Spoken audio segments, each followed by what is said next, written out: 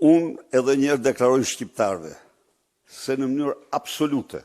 çdo gjë që kam thënë, e kam patur dhe e kam të bazuar të paktën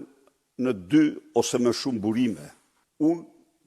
kam respektin më të madh dhe simpatin më të madhe për Komisionin Evropian, për ambasadorët,